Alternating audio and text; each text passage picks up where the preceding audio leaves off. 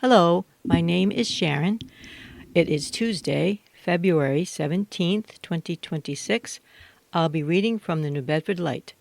And our first story is entitled, "In Asthma-Prone New Bedford, Activists Concerned Over EPA Rollbacks." Article by Brooke Kushwaha. The Trump administration plans to roll back regulations on fossil fuel emissions from cars, power plants, and other industries. After the U.S. Environmental Protection Agency's announcement that it will no longer regulate greenhouse gases, some worry that communities already overburdened with air pollution will get the most smoke. The Trump administration on Thursday announced plans to roll back regulations on fossil fuel emissions from cars, power plants, and other industries. It also repealed a key ruling that made the EPA responsible for the public health impacts of climate change. Advocates say the new rule could hit environmental justice communities like New Bedford hardest. The ruling, called the endangerment finding, has served as the basis for vehicle emission standards since 2007. The Environmental Protection Network, an advocacy group made up of 700 former EPA career staff and appointees, denounced the rollback.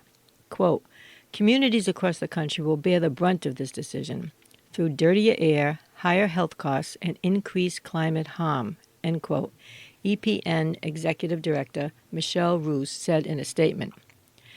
Quote, "By discarding the endangerment finding and slashing clean car emission standards, the Trump EPA is surrendering its responsibility, turning its back on families and communities already facing the highest pollution and health risks, and dismantling decades of science and progress," end quote. In New Bedford, which has one of the highest rates of asthma in the state, increased vehicle emissions could further harm an already vulnerable population, Sierra Club Massachusetts chapter president Vikash Mohanka said. These communities are vulnerable to air pollution, and this finding is a bedrock legal decision that created mechanisms to protect communities from air pollution, Mohanka said. New Bedford's Director of Environmental Stewardship, Michelle Paul, is more optimistic. In an email to The Light, Paul said she expected that Massachusetts' own stringent environmental standards, coupled with potential litigation against the ruling, would keep any major changes in New Bedford at bay. "I think there will be sufficient challenges to delay any actual deregulation until the next administration, which may make it a moot point," Paul said. Mohanka said the Sierra Club planned to explore any possible legal avenues against the change. But he also claimed that the state, although ambitious with its climate goals, has not done enough to actually meet its own standards. New Bedford and other low-income communities continue to face disproportionately high levels of pollution, and the state's focus on green energy incentives have done little to change that reality, Mohanka said. Quote, "The state is not doing everything it can to actually reduce pollution," Mohanka said. "Having more vehicles in your neighborhood increases your rate of asthma, COPD, cancers, and other respiratory illnesses. We know that having natural gas infrastructure under your home or natural gas appliances also leads to worse health outcomes, especially for vulnerable populations." On Friday, the Healy administration released its 2025 climate report card, showing little to stagnant growth across many of its own environmental measurements. Between 2024 and 2025, the total number of communities that had adopted the state's optional, more stringent environmental regulations, also known as the stretch code, decreased slightly. Weatherization projects and heat pump installations also slowed in 2025 after state legislatures slashed the budget for the energy-saving program Mass Save. The report, released by the Executive Office of Energy and Environmental Affairs, blamed the Trump administration's rollback of key energy incentives for the slowdown. Mohanka believes the state and the federal government are more aligned on climate issues than they may seem. Mohanka pointed to House Bill 4744, a proposal passed by the House Energy Committee in November that would require state environmental agencies to consider cost to ratepayers when setting climate goals. He said the proposal would eliminate the social cost of carbon, which includes factors like the strain on public health resources caused by illnesses due to fossil fuel emissions. In January, the State Sierra Club called for the removal of the House Energy Committee's chair because he sponsored the bill. Mohanka said that eliminating the social cost of carbon follows the same logic as a recent EPA measure that would eliminate the economic cost to human health when regulating power plant emissions. These costs, although less visible than a line item on a gas bill, are real and will continue to stack up if the state does not continue to mitigate the effects of climate change, Mohanka said. We see a legislative proposal to get rid of the social cost of carbon, and I think that is almost exactly what Trump is doing, Mohanka said. So I want the state to stand up to Trump's agenda and not We need to buckle down and focus on what we can, move forward now to protect public health and keep our community safe, said Caitlin Peel Sloan, Vice President for Climate and Energy at Conservation Law Foundation. Our next article is by Grace Ferguson. City Council passes lower parking minimums for new housing, 8-3. A new ordinance that will slash parking minimums for new buildings, including apartments, passed a final City Council vote on Thursday night. The body voted 8-3 to send the ordinance to the mayor's desk to be signed into law. Councilors Derek Baptiste, Leo Choquette, and Brian Gomes voted against the ordinance, saying it would cause cars from new housing developments to overflow into surrounding neighborhoods. Current zoning requires developers of new buildings to set aside at least 2 off-street parking spaces per housing unit, a standard that most existing multifamily buildings don't meet. A triple-decker built today would need a driveway or garage with 6 spots. The planning board often grants exceptions to this rule, though it's a costly and time-consuming approval process for developers. The ordinance the City Council passed would reduce the minimum to 1 space per unit for apartments with fewer than 3 bedrooms. The 2-space minimum will stay in place for larger apartments, single-family homes, and duplexes. The ordinance also reduces and clarifies parking minimums for many types of businesses. City planners say they wrote the ordinance based on a data-driven analysis of current conditions in the city. Census data shows that about half of tenant households in New Bedford have only 1 car, while about a quarter don't own a car. Councilor Shane Burgo, the council's most progressive voice on housing, said the city needed to lower parking minimums to address its severe housing shortage.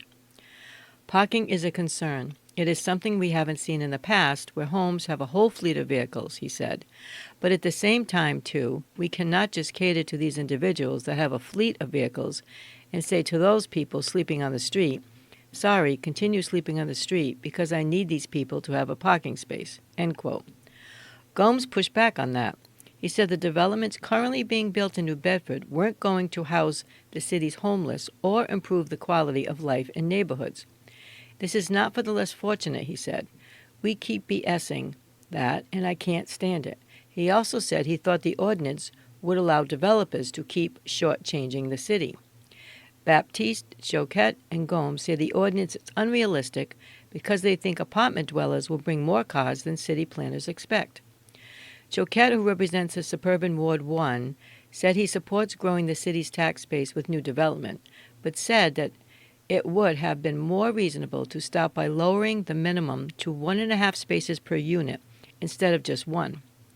Yes, we want to make this developer-friendly and commercial business-friendly, but at what cost and what speed, he said. A senior housing development in Ward 1 with 48 apartments and 42 parking spots has caused headaches for his constituents, he said. Some Ward 1 residents have strongly opposed preliminary plans for a 3-story development at the empty New York Chinese buffet on Ashley Boulevard. Residents of Ward 4 have raised concerns about a 9-unit development in that part of the city. Baptiste, the Ward 4 councilor, said it's already hard for residents to find parking spots, and you've got to be crazy to think that tenant households will only have 1 car. Choquette has been outspoken about his opposition to the ordinance for months, but Baptiste and Gomes' comments came late in the council process. They had not spoken against the proposal in the 3 previous meetings where the council heard feedback on it from the public to advance it. Gomes and Baptiste did not attend hearings on the proposal held in December and January.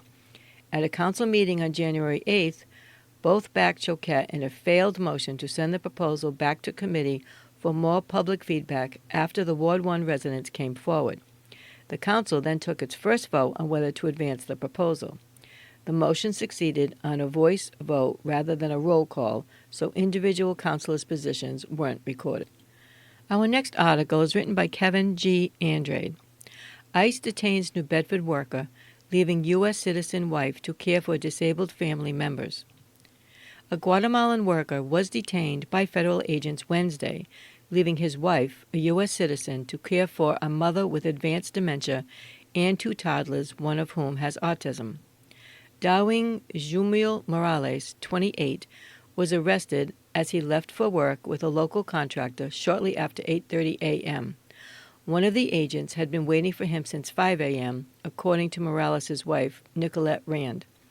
The operation took minutes, but 2 days later, the couple's black Mazda SUV remained yards down the road, partially obstructing traffic near the intersection of Covell Street and Bellevue Avenue.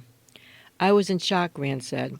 I thought they were just targeting people that were rapists, in drug cartels, people that were doing bad things, not people that were just going to work and taking care of their family. I was freaking out, she added. I was like, oh my God, what am I going to do? Rand said she received a call around 11 a.m. from the ICE field office in Burlington saying that her husband was in custody. They initially said he would be transported to Plymouth County Correctional Facility, the only immigrant detention facility in the state.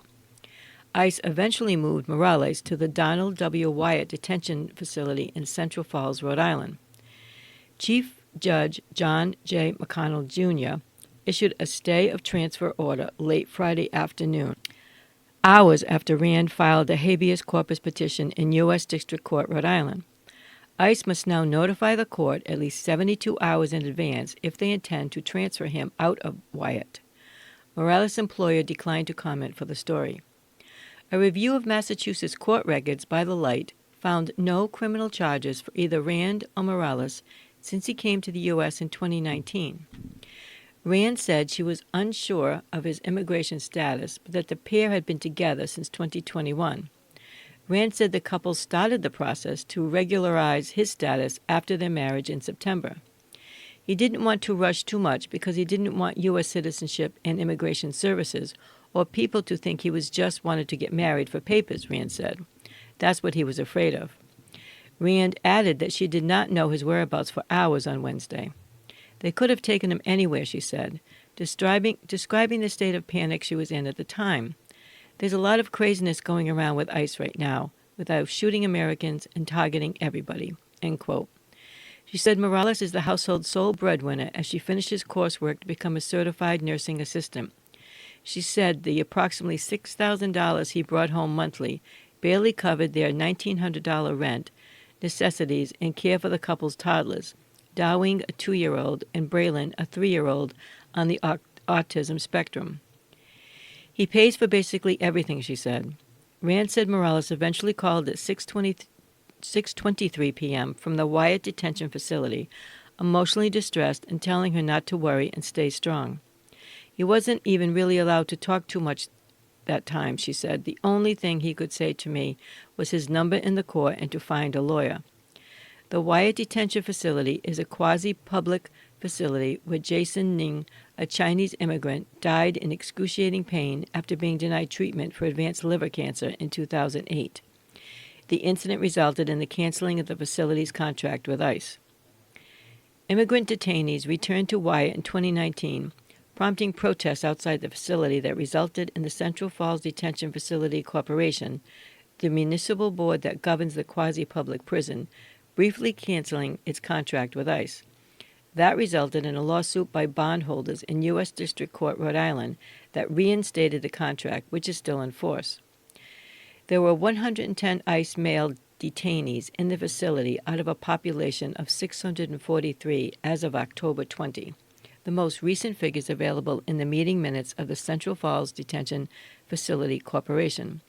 Helena De Silva Hughes, president of the Immigrants Assistance Center, said the organization is currently helping the family with their necessities and the search for legal representation.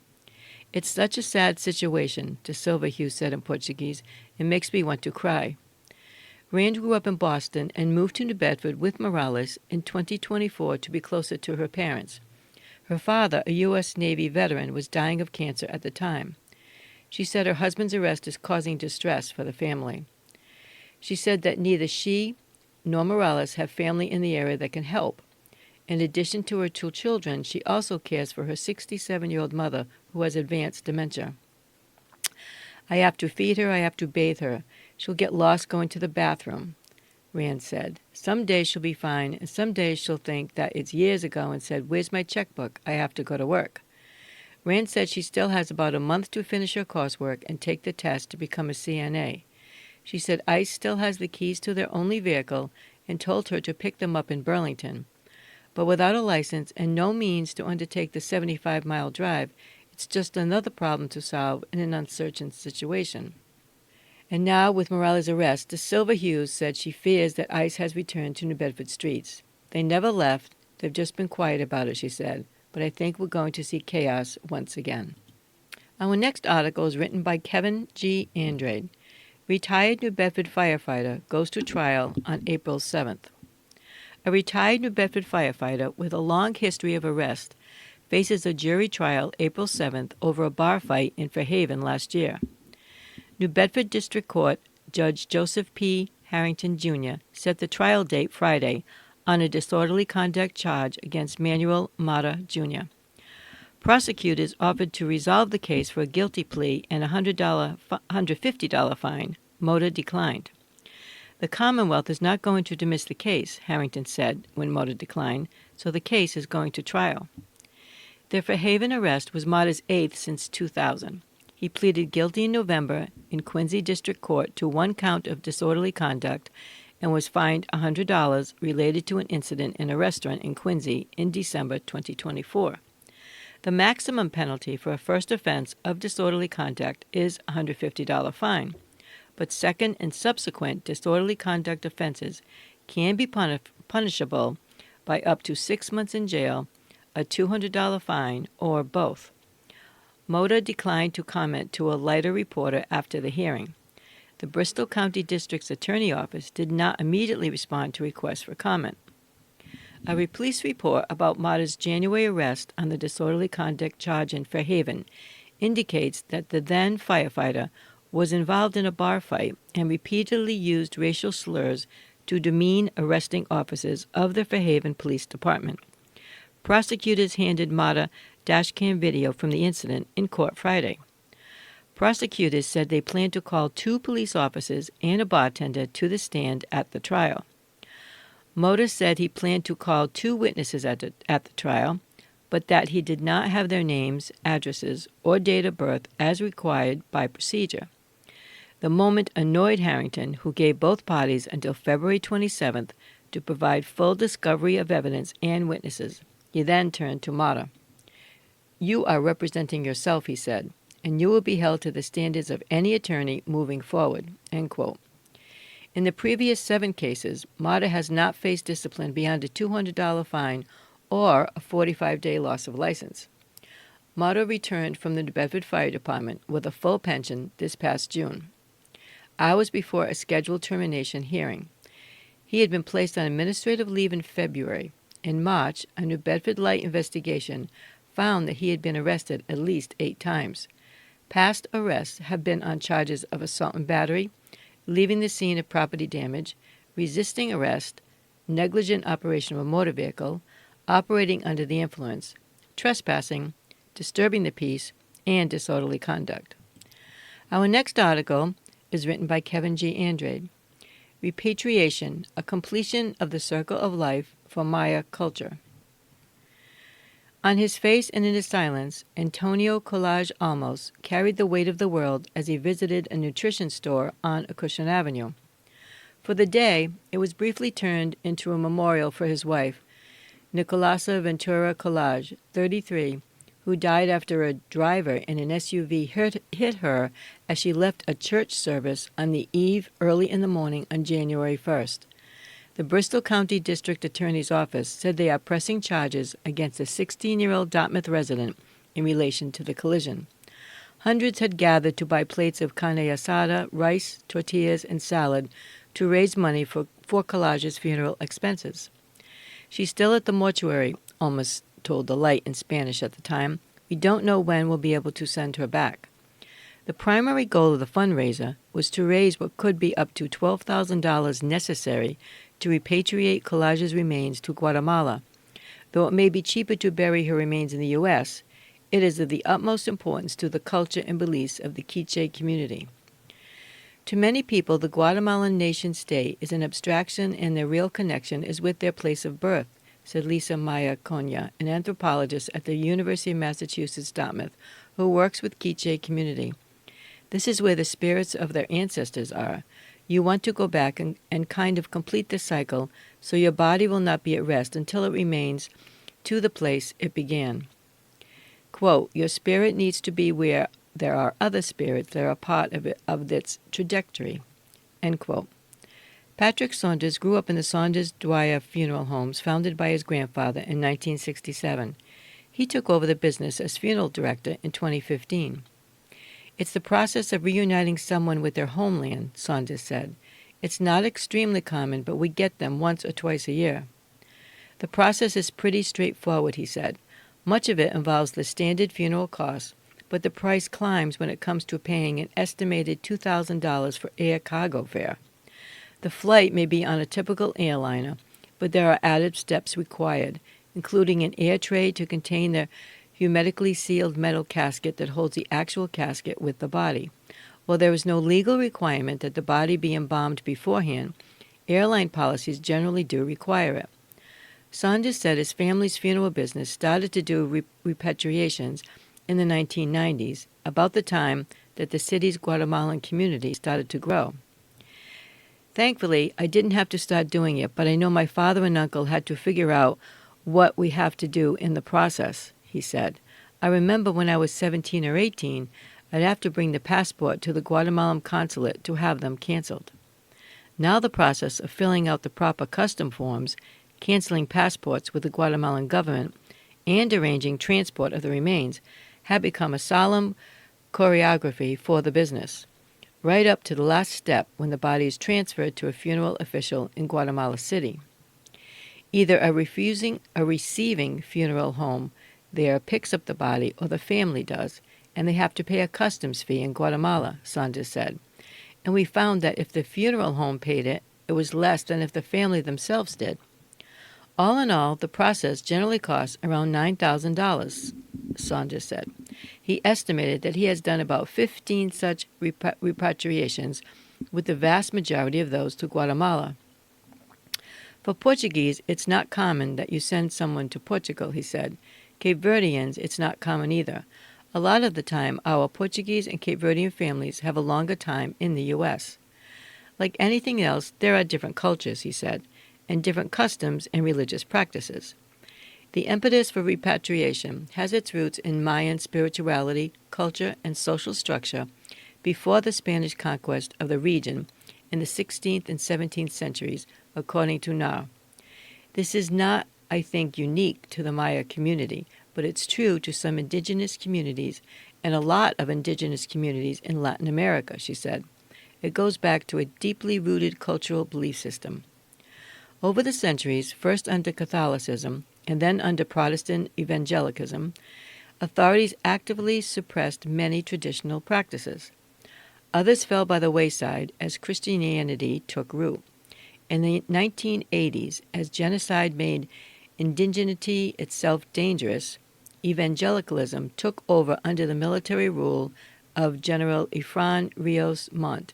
He imposed evangelicalism throughout Guatemala, especially in indigenous communities.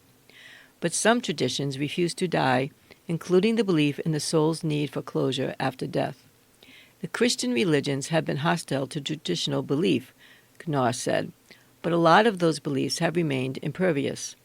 And one of those is belief in the deep connection between the living and the dead, she continued. This is a very much a place-based culture where your tierra natal is very important. Norris said that beliefs about the afterlife contend that to be at rest, one's body must return to the land where it was born. It is also the place to reunite with your ancestors. That is where the spirits of their ancestors are. So, on the one hand, you want to go back and complete the cycle. On the other hand, your body will not be at rest until it returns to the place its life began, Norris said. You want to go back to where the umbilical cord is buried, she added. Más tortillas, por favor. Cristina Garcia Gonzalez shouted over the din at the tortilla sale. More tortillas, please. An assembly line of Quiche women, many from San Andreas Zacapaja, Colage's hometown, formed an assembly line as orders steamed in. Gonzalez, who organized the fundraiser, said they sold 390 pounds of carne asada, totaling 500 plates that included rice, beans, and salad, to send Colage's remains home. God has called me to help those most in need, she said in Spanish, and this is one of those moments. Gonzalez found herself on the receiving end of such aid in 2021. In February of that year, a relative of hers was among the 55 killed when a tractor-trailer carrying 200 migrants crashed in the state of Chiapas, Mexico, bordering Guatemala. We did something here to raise funds and help the family out back home, she recalled. Coffee cans and boxes that bear the names of the deceased regularly appear at the local Central American businesses soliciting funds for the repatriation. Apart from the material help the drives provide, it functions as a way to fortify connections within the community. The community is not a wealthy community, and it's not possible for a family to come up with $10,000 or $11,000 it might cost on their own, Norris said. It is very much community thing that you bring people together. You compile what you can, you gather resources, everybody chips in, end quote. Colage's remains arrived in Guatemala on January 29th, her final journey delayed by a massive storm that dumped over a foot of snow in the region. This is the Maya version of the circle of life, Norris said. Life and death are intertwined and interdependent. This is Sharon. I have been reading from the Bedford Light on Tuesday, February 17th, and I hope you have a great day.